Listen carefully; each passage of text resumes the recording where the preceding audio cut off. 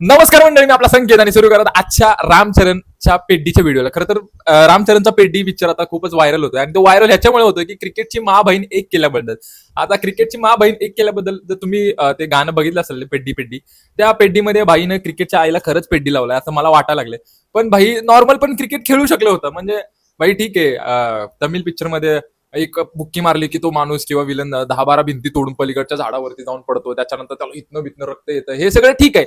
पण भाई क्रिकेटला कुणी तुला बदनाम करायला सांगितलं होतं? म्हणजे हे असं झालंय आता की क्रिकेटचा बोन झाला इंग्लंडमध्ये आणि आता क्रिकेट मेला खरं तर त्या पेड्डी पिक्चरमध्ये. म्हणजे भाई साहेब असलं जबरदस्त क्रिकेट खेळतो ना, म्हणजे काय, म्हणजे काहीच बोलू. मला वाटतं मुंबई इंडियन्सला पुढच्या आयपीएल ऑप्शन मध्ये जर कोणाला टार्गेट करायचं असेल तर तो पेड्डी आहे. खरं तर ह्याला घ्याच मी म्हणतोय. म्हणजे सूर्यकुमार यादव, एबी डिव्हिलियर्स, त्याच्यानंतर ख्रिस गेल, रोहित शर्मा, विराट कोहली ह्याच्या पुढे फिका आहेत.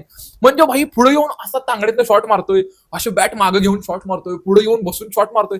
म्हणजे काय बोलू, म्हणजे वैभव सूर्यवंशी पण भाई फिका आहे त्याच्यामध्ये. मला म्हणजे ह्याला जर मुंबई इंडियन्सचं साईन केलं ना, मला वाटतं पॉवर प्ले मध्ये लईत 100 रन होत असतील. मला वाटतं पॉवर प्ले मध्ये 300-400 रन हा एकटाच करून टाकला असं मला कुठेतरी वाटतंय.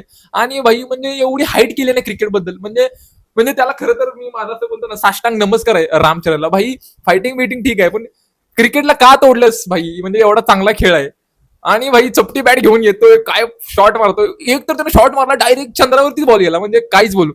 आणि त्याच्यामध्ये जे जान्हवी कपूरचं कॅरेक्टर आहे, म्हणजे तिला त्या पिक्चरमध्ये कशाला घेतलंय काय तेच कळून झालंय.